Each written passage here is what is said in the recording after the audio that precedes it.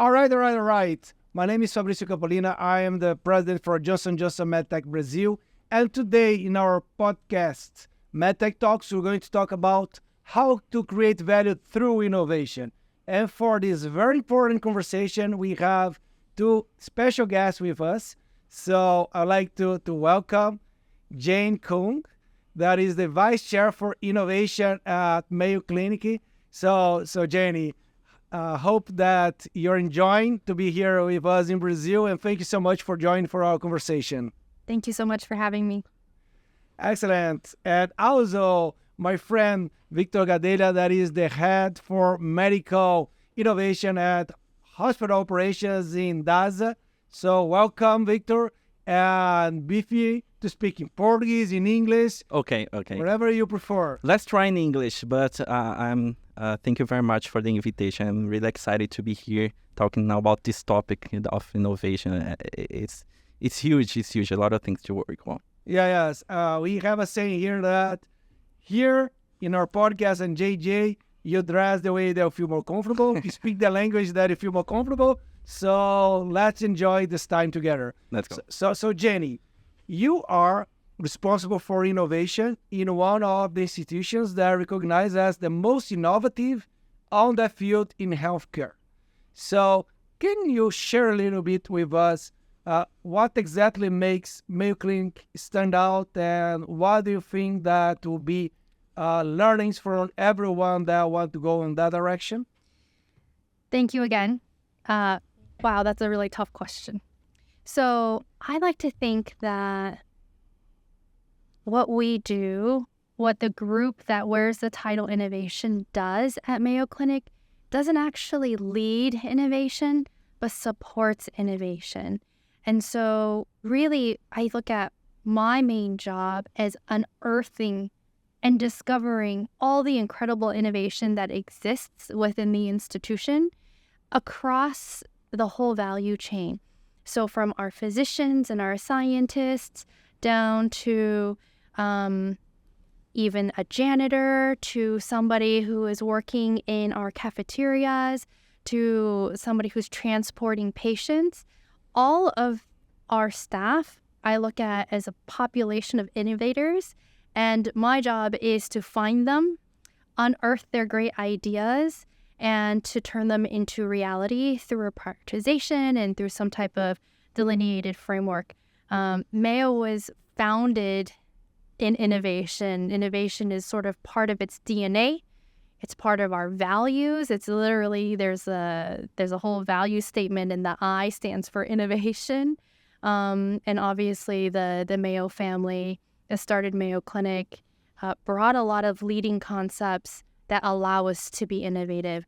The one I want to bring here to the forefront is this ability to cross borders, to learn from each other, to be innovative.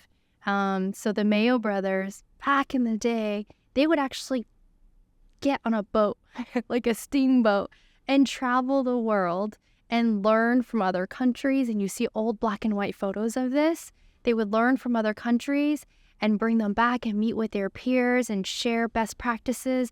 And they would travel for over a month before they ended up back at Mayo again and do this on an annual basis. That was their commitment to it. And I think that is something that still maintains today, this constant learning and sharing and collaboration. And I think really that's what makes Mayo truly at the core innovative. It's a willingness to learn and collaborate. All right, it's really beautiful what you just shared with us. So first of all employees can have great ideas. Mm-hmm. So this is very powerful, and probably communicate it very frequently to all the Mayo family, to your point. Another point that you bring is that you facilitate that process, not you own the innovation, which we heard more and more that all organizations that are really on the front of innovation, that's the way they see innovation integrated to the business. And this last piece that you mentioned about really trying to engage in ecosystem, exchanging that innovation does not occur inside the organization, but you need to go out. Since the foundation of Mayo, steamboat, 1 month traveling probably that's what made Mayo Clinic to be where they are right now, and we continue to keep them leading the way. So I think a lot of insightful lessons for us. And then I go to Victor, that I see Dasa going a very similar approach in terms of innovation. So how do you connect to what Jennie just described? How do you see that is true within Dasa? What do you think is important to share with our audience? Okay, thanks for the questions. I will try to share some of my the knowledge that I acquired here at Dasa, at least at the 3 last years. So the first thing, we work with decentralized innovation, like 80%. So all the employees, they must share their ideas, and they try to move some of the projects on with their managers. But there are a few people, including me, that also work with centralized innovation. And the first thing that I want to point out here is that we must look at the OERs in the strategy of the company. So I think these centralized guys that are working with innovation, they are always looking to the OERs of the company and trying to bring projects with partnership with some startups and other big companies to deliver those OERs. So this is the first thing. Another thing that we actually taught to the executives is that we shouldn't measure innovation only project by project. What I mean, we must consider the portfolio of innovation, because 70% of those projects, they will fail. And it's not all the projects must succeed to we go to the next milestone. So this is something really important, because if I have this mindset within the company, what I can do, you will give like X of money and budget, and I'm going to execute this within 1 or 2 years. And I know that 7 projects will fail, some of projects will be okay, and 1 will succeed at the point that it really gives returns on investment. So I think this is another important point. The third thing, the MVP concept. Even though it's pretty simple, the MVP concept, sometimes you just don't execute them in the proper way. So this is something that must be in the thought of my head all the time within all the projects. Is it really the minimum that I'm doing to deliver value?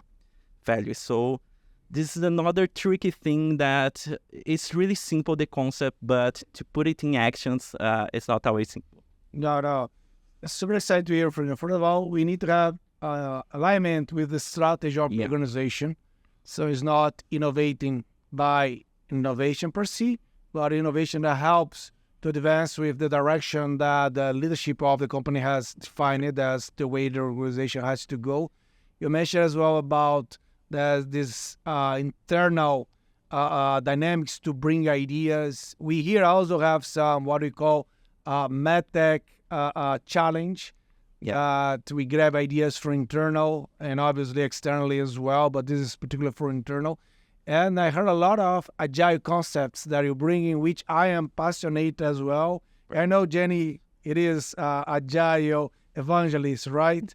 So about agile, how it has been important for Mayo, the agile ways of work. What's your experience with that?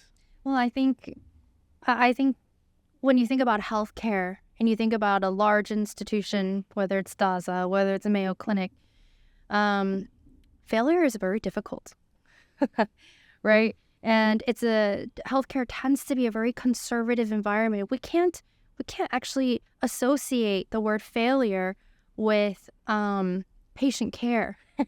Those two things really are kind of dangerous words to put together in the same sentence, let alone iteration, let alone any sort of variation of that combination. So it's always a work in progress, I think, to work in an agile fashion, regardless of which methodology you choose to go with.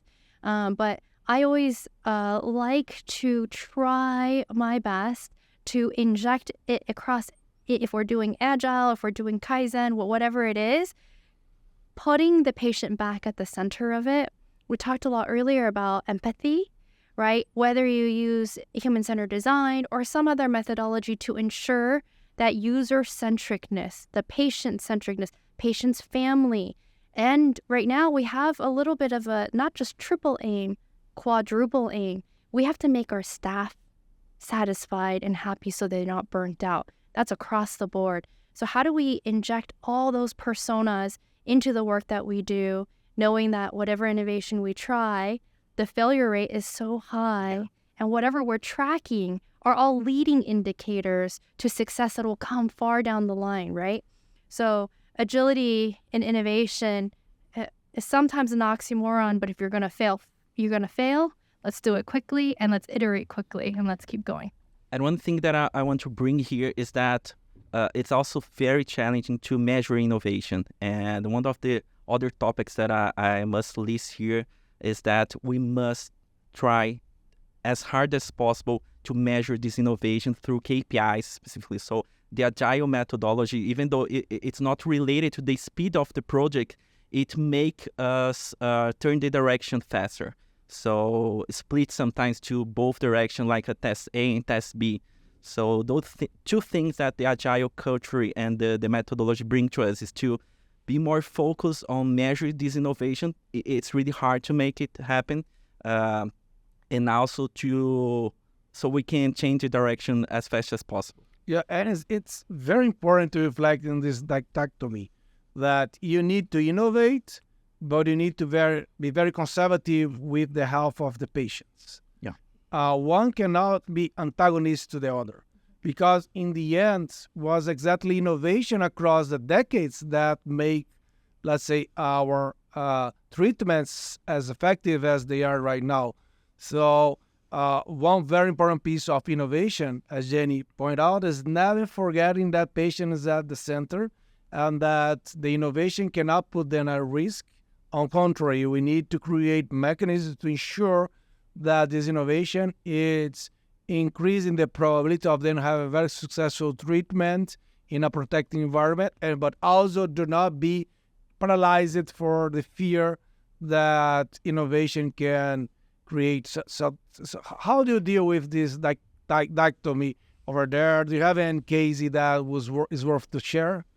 Well, it's a culture thing, right? It all comes back to, and I'm curious to get your thoughts too, how do you build an innovation culture? Because innovation culture means a culture that accepts failure without blame, without any penalties, and to feel really safe and almost celebrate failures, because that means you're pivoting quickly and you're learning your lessons quickly. So, it comes back to there are some things that, we do at Mayo Clinic, but they're really around sort of early pilots, early discovery, and sort of testing the waters, testing things out, and maybe putting sandboxes around things so that we signal to our teams, hey, this is a safe place, right? I would say industries outside of healthcare probably do this a lot better than inside of healthcare, because when we're building that innovation culture, the most important stakeholders to get to buy into that innovation culture are our physicians and our nurses and our nurse practitioners who are taking care of the patients, who really feel, look, if this is going to affect any part of the patient care, we have to really think about this 100% right. So sandbox it, right? Let's create playgrounds where we can test, try, fall, brush ourselves off, and stand back up. Yeah, especially if we data, right? So sometimes through interoperability stuff, we must have some sandbox so startups can test those theses faster.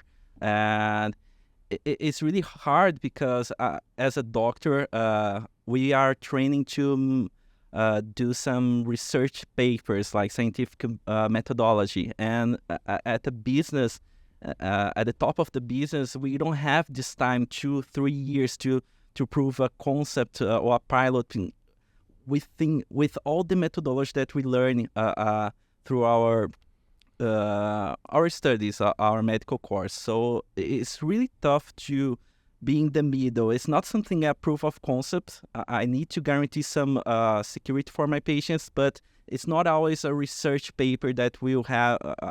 We need 3-4 to 4 years to to make it happen. So it's really hard to design those proof of concept sometimes. You need to develop that capability inside the organization. So obviously, when talking about, for instance, a new surgical technique or a medication or a device, then you have all the clinical trials, framework that ensures that the innovation occurs in a proper way that protects the patients. Then when you go for innovation of process, it's very interesting to highlight that you need to create sandboxes where you keep pivotal and try and error without putting at risk patients. And could be, for instance, in a supply chain innovation process in which you test a new approach, but you have a safety stock there to ensure that if it doesn't work, it's okay. You have a sandbox, you have the safe. So you need to plan for that.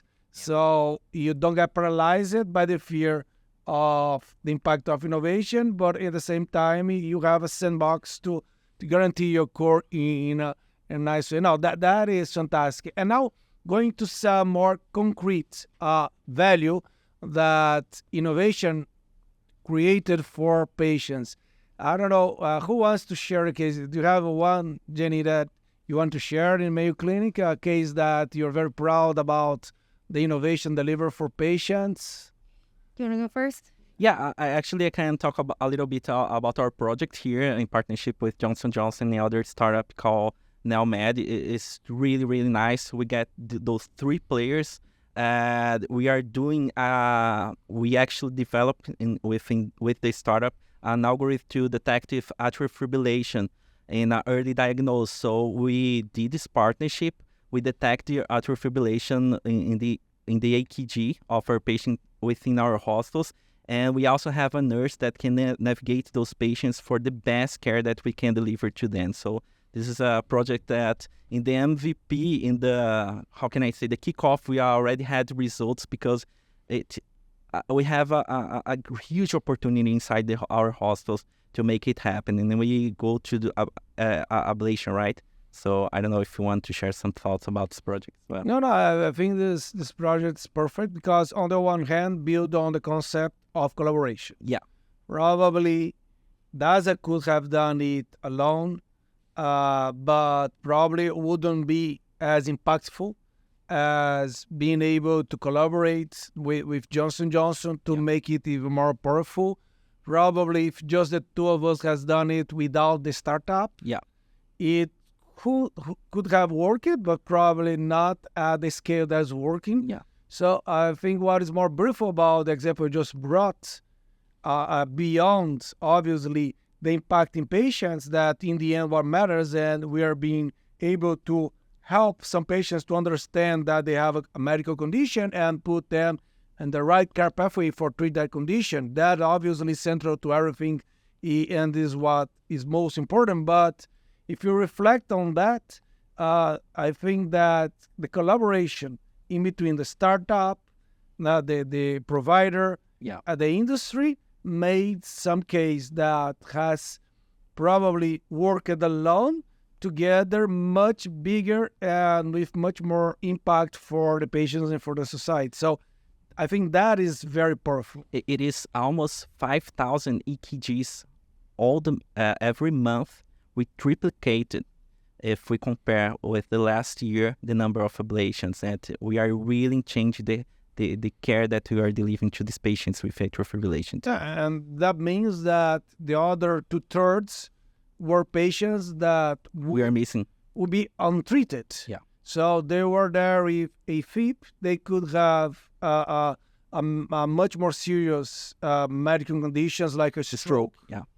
I was trying to remember the word in English. It's okay. I also have a project that is called Telestroke, and the name of my dog is Stroke. Don't forget it. Not really. But it's really nice as well because we centralize a team of neurologists within a room inside one of hospitals, and we have 15 hospitals. Most of our hospitals didn't have a neurologist at the ER. So we brought this team. We have 40 neurologists specialized in neurovascular. So we made a telemedicine approach here, and they can talk and they can chat to deliver the best care at the point site and the ER. And it's something that really change the our healthcare delivery at Dasa when we look at stroke. And Jennie, do you have some, I don't know, example of ecosystem or innovation, AI generative with medical consultations, summarizing appointment? I don't know, something. There's so many. When you were sharing that example, I actually thought of, we have this incredible program at Mayo Clinic in partnership with many key stakeholders outside of Mayo, where we're able to provide acute level care, hospital level care for patients at home. And that is really by maintaining Mayo as the domain experts in clinical care, but really finding the right partners outside of Mayo to deliver the technology, to deliver the platform, from the wearables to the monitoring. And what we did at Mayo and started on our Florida campus is set up a command center, very similar, where we're able to 24/7 monitor patients who are at very high levels of acuity, who would otherwise be in the hospital. But we know there are so many benefits for those patients to actually be recovering at home. So this program was started really with many critical partners in order to make that a reality, including other health systems as well, the tech platforms. You need a whole ecosystem of transportation. How will they get DME? How will they get all of, who's going to see them and check up on them, in addition to the video visits that they'll have with the monitoring from Mayo Clinic. So it's a very robust program that has scaled across the enterprise.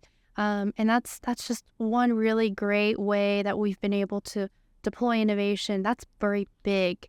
Another example of an innovation that I really like that's in progress right now is from our nursing staff. So our nurses, we had a group of dialysis nurses who, because they're taking care of our dialysis patients, noticed, hey, we can do better with the dialysis ports they get. There are a lot of issues that come up with them, plus infection risk. And so what they did was they thought, we have a great idea. We want to prototype it. And what a great group to come up and identify the need.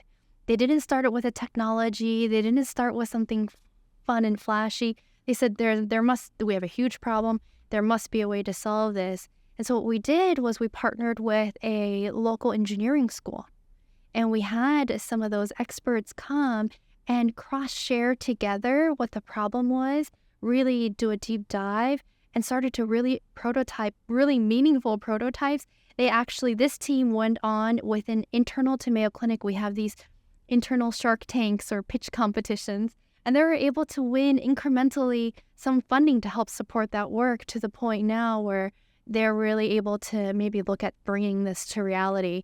And that's just so exciting because it started with really the nurses taking care of the patients, and that's where it came from, the bedside. And I love that example because I imagine that in most of the organizations, you will have nurses that will have that idea, but if you don't have the right culture of innovation, and neither, let's say, the system that you created, the idea will be probably die before even being developed. So to your point, they feel encouraged to share their idea. Mm-hmm. They are able, through your team and other teams, to find some partner externally, engineer, that will help them to make it a concrete prototype. Mm-hmm. And probably to what you're describing, you already have the system of funding through Shark Tanks, pitch, mm-hmm. that they know exist. They are able to pitch their idea to get incremental funding. Yep. And probably this is going to be launched as a new product that is going to generate revenues for the institution and will benefit hopefully thousands of patients. So it's really, really exciting. And I think this level of maturity takes maybe decades to develop. Now, here in Brazil, I don't know if you have any organizations that is that level still. Yeah, it's really tough to bring this culture of innovation to all the touch points that we have with patients. I mean, nutritionists, nurses, and we have some projects there using AI algorithms that was really tough to make it work. One of them is we call NLP. It's natural language process. We have more than 55 conditions that are processed every day. So we have around 10,000 reports that we have a team of doctors, radiologists that are checking if there is a B rates 4, B rates 5, and on any clinical relevant condition that we try to navigate those patients. So we have so many touch points with the patient. How can we make an algorithm deliver the value through all those people in this journey? So this is something that is a huge success at Dasa. We reduce the time from diagnosis to treatment more than 50%, some case of breast cancer, and it really works every day. More than 8,000 reports and more than 55 conditions that we are trying. We call to the doctors that request those radiology exams or lab tests to talk to them, and we approach like, we made this exam of your patient, we found this thing here, do you want to help to make this deliver as fast as we can? And this is a huge success at that, but it's really, really hard to make it happen. This is a great example, and I think that we should talk more about the importance of shortening the diagnostic, particularly on cancer. Yeah. Because obviously a stage 1 to stage 4 cancer patient, the prognosis is completely different, and sometimes it's a matter of months, of years from going to one stream to others. So this is marvelous, reducing 50% that time. Yeah. Certainly has saved its lives, and I understand you're using artificial intelligence. I don't know if generative artificial intelligence or... It's not, it's like an old technique, but we are testing all the generative AI. My master degree was in computer science and generative AI.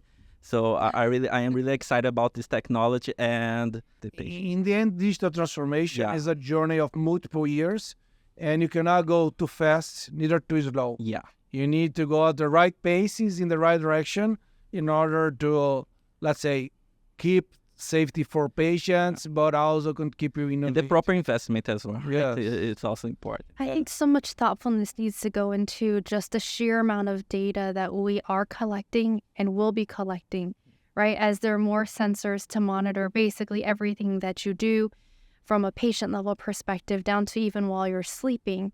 And so how do we make that data organized and then actionable for our clinical teams so that it's not just noise, but it's something that they can react to and move on? And then we can really have the conversation that we're driving impact in healthcare upstream at the predictive stage, at the early stage, and we're catching them early enough and we're integrated well enough and we have enough data to then really trigger some type of evidence-based response. Yeah. Right. In the end, on top of everything you have done before us, in addition to that, we need to create this operational backbone that integrate data sets, clean that data sets, and make it available for the organizations to really change decisions in the preference. So it's a lot of work for us. You have worked for decades. huge problem. Yeah. And the thing is, at the forefront of it, and you must feel this too, sometimes you're looking ahead and you're trying to plan, and at the same time you understand from an operational perspective, I was an administrator for many, many years of my life, how you bring this to the bedside, to the point of care, so incredibly difficult to change workflows that have been in place, that have worked, full of the shortcuts that our teams have developed. How do you now integrate this? So maybe now you know what to do, but how do you actually do it? How do you actually implement and execute? The execution phase of it is where you start to really squeeze the juice and see if you can get everything to work. Sure. And that's why soft skills are so important to the innovation scenario. You need to communicate very well with all the stakeholders to make anything happen. If the simplest thing at the toughest thing, I think. Excellent. I'm loving our conversation, but I think that it's time for us to wrap up here. So I just want to hear some final thoughts.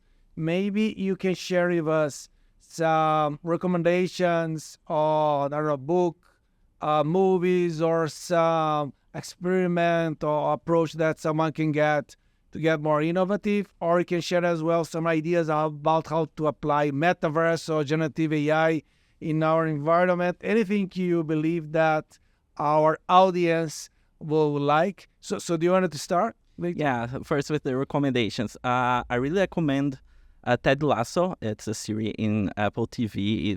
It talks a lot about leadership, and I really love this topic. And to think as original, the book Originals from Adi Grant, I think it's another start point, very well recognized to understand the concepts to really bring an idea and make it happen. Some thoughts about medical innovation, healthcare innovation. I want to see multimodal AI happening, and I think this ChatGPT and others, LLM, are bringing this for the first time, turn this to something deliverable. We didn't have in this before. We have a EHR that was impossible even to take the information if a patient has hypertension or not.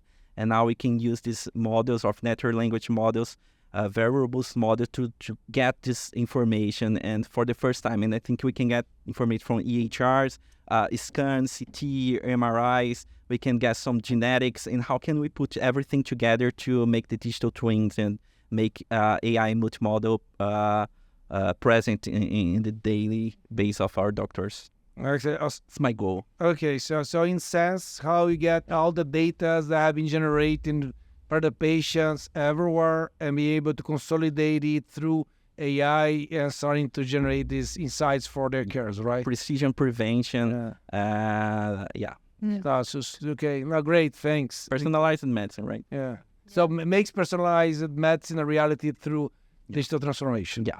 Excellent. Oh, that's a dream. Yeah. I'll piggyback off of that. Very similar, this idea of access and accessibility. So important for what we're trying to do in healthcare, because healthcare is for all humans. And regardless of where in the world you are, whether you're in an urban setting or in a rural setting or something in between, how do we look at our systems very, very systematically and think about how do we create equity and access so that we can start to democratize the innovations that we have in healthcare to level up health, to level up humankind. If you think about how we're aging now, healthy aging well, longevity, all of that are all factors as you look at sort of this continuum of care and how we can create access and help everybody sort of raise entire populations of people into health. So I'm piggybacking off of your dream and adding a little bit of mine to that. Let's pack it together. Yeah, let's do it. That's about innovation, right? To working in collaboration. And I'm sure you will figure something out and we can put all the puzzle pieces together to actually bring that to reality, maybe in our lifetime. But one thing that, to one of your questions around, how, kind of to your point, you were basically asking, like, how do you stay innovative, or how do you be innovative, or what can you learn? I'm a big believer, and this is because I came from outside of healthcare, that healthcare can learn so much from looking outside of our own walls. And, I like to think that my experience at Disney really shaped a lot of my view on healthcare innovation, how we deliver better healthcare and deliver better care to our staff, to our teams, etc. And so I really am a big believer that you have to stay purposeful and not just learning about the latest trends within healthcare, but also what's happening in clean tech, what's happening in affordable housing. I mean, what can we learn from the women who are recycling plastic in Africa and turning them into bricks to provide affordable, sustainable housing, right? Like, how can we take all of these incredible social innovations and borrow them and think about what is that with a healthcare lens? How does that impact the work that we're trying to do? And how can we think bigger all the time? Yeah, that's great. So how go outside of our bubble and see there is beautiful things going everywhere in the world and bring back to improve our own organizations. That's very, very, very inspiring. From my part, the tip I want to give, I think someone may believe it's funny, but I'm very serious about that. Okay. So is using TikTok to get some innovation ideas. So not about best dancing moves. I'm not talking about that. I think that the AI engine of TikTok, I think it's unbelievable. Yeah. Good. And if you train that engine to bring what you like, pretty much you're going to have your TikTok feeded with whatever fields you like, the latest innovation, very relevant topics. Yeah. And many times when people ask me how I keep updated of many trends in technology and healthcare, the reality is obviously I read a lot of The Economist and all MIT review and all those sorts. But one thing that usually bring me insights that are very interesting are TikTok. So that's my tip. Yeah. But you need to train the engine. Yeah. So that's the caveat. Great tip. Yeah. So I think that you probably have liked as much as I did our podcast. I learned a lot. And certainly for us to build our organization healthcare that is very innovative, it starts with a culture of innovation. It continues about implementing agile ways of work, but with sandbox where we can experiment without putting at risk patients. It goes on creating systems that allows for connecting with external partners and also to escalate the funding through, for instance, models of Shark Tanks. And finally, to having an open mind to go outside the healthcare industry, look what is happening of innovative everywhere, and being the pioneers to bring into your institutions. So super exciting learnings. I hope you enjoy it. Have great learning from this podcast. Thank you.